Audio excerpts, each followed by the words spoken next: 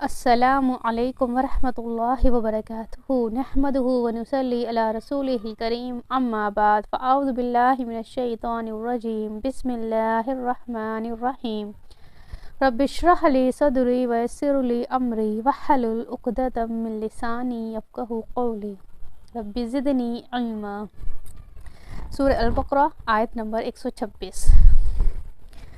وَإِذْ اور جب قَالَ کہا ابراہیم علیہ السلام نے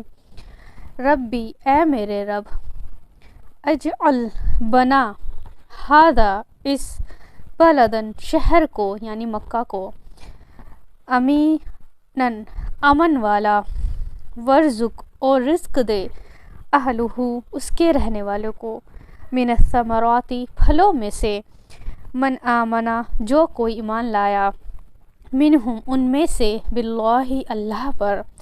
والیومی اور دن آخری آخرت کے قالا فرمایا ومن جو کوئی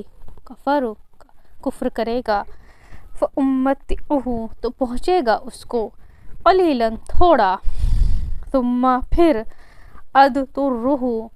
کھینچ لیں گے اس کو الی طرف عذاب کے ناری آگ کے وبئس المصیر اور کتنا برا ہے جو ٹھکانہ ہے۔ یہاں اس آیت میں اللہ تعالیٰ ابراہیم علیہ السلام کی اس دعا کا ذکر فرما رہے ہیں جو ابراہیم علیہ السلام نے اس سرزمین کے لیے کی تھی جہاں پر اللہ کا گھر بنایا تھا یعنی مکہ،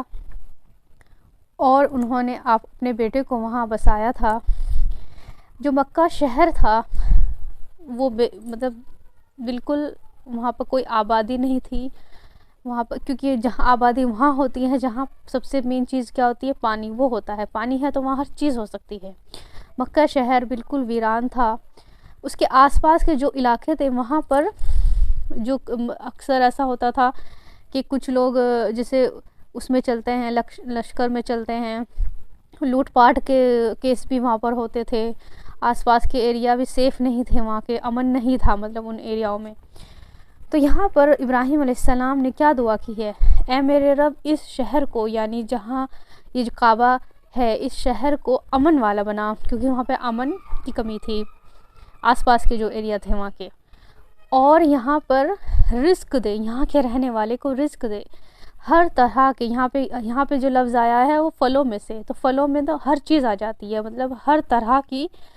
نعمت، کھانے کی نعمت جو ہے وہ اس کے رہنے والے کو عطا فرما۔ اللہ یہاں پر ابراہیم علیہ السلام نے دو ہی چیز کے بارے میں اللہ سے مطلب دعا کی ہے جو وہاں کی ضرورت تھی، یعنی ایک وہاں امن چاہیے تھا اور ایک دوسرا وہاں کھانے پینے کی چیزیں چاہیے تھی۔ آج ہم دیکھتے ہیں مکہ شہر میں سبحان اللہ اتنا امن ہے وہاں پر، اس کے آس پاس کے ایریا کی بات اگر چھوڑیں، صرف مکہ کی ہم بات کریں، ہر طرح کا پھل جو دنیا میں سیزن وائز ملتا ہے لیکن مکہ کے اندر وہ اویلیبل ہوتا ہے، مکہ کے اندر وہ ملتا ہے، ہر طرح کی نعمت ہے مکہ کے اندر۔ یہ ابراہیم علیہ السلام کی جو دعا ہے وہ اللہ تعالیٰ نے قبول کی تھی، وہ آج تک اس کا اثر ہے۔ مکہ میں ہر طرح کی چیز ملے گی، اور جو مکہ کے پاس کا جو ایک شہر ہے چھوٹا سا طائف، وہ بہت ٹھنڈا علاقہ ہے، وہاں ہر طرح کی چیز اگنے لگی ہے، وہاں ہر طرح کی چیز اگتی ہے۔ تو اللہ کی نعمتیں ہیں جو ابراہیم علیہ السلام کی دعا تھی وہ اللہ نے قبول کی۔ اور ہمیں یہاں سے پتہ چلتا ہے کہ ابراہیم علیہ السلام کی دعا کا جو اثر ہے وہ آج بھی ہم دیکھ سکتے ہیں۔ ابراہیم علیہ السلام کی دعا سے اللہ تعالیٰ نے مکہ کو حرم کا نام دیا۔ اب ہم سب جانتے ہیں کہ مکہ کو جو کعبہ ہے، جو مسجد ہے، اس کو الحرم کہا جاتا ہے، اور مدینہ کی مسجد کا جو نام الحرم دیا گیا وہ نبی صلی اللہ علیہ وسلم نے دیا تھا۔ اور مکہ کی جو برکتیں ہیں، جو وہاں کی نعمتیں ہیں، وہ اس دعا سے بہت یہ جو دعا آپ ابراہیم علیہ السلام نے کی تھی اسی کا یہ نتیجہ ہے۔ تو یہاں پر ابراہیم علیہ السلام کہتے ہیں کہ ان کے لیے نہ ہو جو ایمان والے نہیں ہیں، جو اللہ اور آخرت پر ایمان نہیں رکھتے، کیونکہ پچھلی آیت میں ہم نے دیکھا کہ ابراہیم علیہ السلام نے اللہ سے دعا کی جب اللہ تعالیٰ فرماتے ہیں کہ ہم آپ کو امام بنانے والے ہیں، تو ابراہیم علیہ السلام نے اس پر کہا تھا کہ میری اولاد میں سے بھی، تو اللہ نے کہا کہ میرا جو عہد ہے وہ ظالم کو نہیں پہنچتا۔ تو احتیاطاً طور پر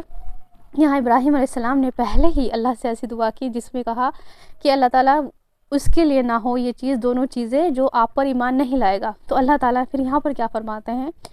کہ میرا جو فائدہ ہے، جو میری نعمتوں کا فائدہ ہے، وہ جو کفر کرتے ہیں، جو کافر ہیں، ان کو بھی پہنچے گا، لیکن ایک وقت تک. کیا کہا گیا ہے کہ پھر ہم ان کو عذاب کی طرف کھینچ لیں گے جو بہت ہی برا ٹھکانہ ہے. یعنی اللہ کی جو نعمتیں ہیں، اس آیت سے ہمیں یہ پتہ چلتا ہے کہ جو اللہ کی نعمتیں ہیں وہ خالص صرف ایمان والوں کے نہیں ہیں. آج ہم دیکھتے ہیں صرف ایمان والوں کو نہیں ملتی. جو بارش ہوتی ہے وہ سب کے لیے ہوتی ہے، جو نباتات ہوتی ہیں وہ سب کے لیے ہوتی ہیں. ہر طرح کی جو نعمت اس دنیا میں آج ہے وہ سب کے لیے ہے. اگر ہم دیکھتے ہیں کہ ایک انسان کے پاس سب کچھ ہے، ہر طرح کی عیش ہے، اس کو ہر طرح کی زندگی کی جو نعمتیں ہیں وہ جو دنیا میں ہوتی ہیں وہ سب ہیں، ہمیں لگتا ہے کہ بہت خوش ہے، بہت. تو یہ مت دیکھے کہ یہ سوچے کہ وقتی طور پر ہے، یہ شاید وقتی طور پر ہے اس کے پاس، جبکہ وہ ایمان والا نہیں ہے لیکن اس کے پاس سب کچھ ہے دنیا میں. تو یہ وقتی طور پر ہے، یہ صرف دنیا میں ہے، آخرت میں اس کا کوئی حصہ نہیں ہے. تو اللہ تعالیٰ فرماتے ہیں کہ کافروں کے لیے میرا فائدہ پہنچے گا لیکن ایک وقت تک، پھر ان سے وہ چیز چھین لی جائے گی اور ان کے لیے برا ٹھکانہ ہے.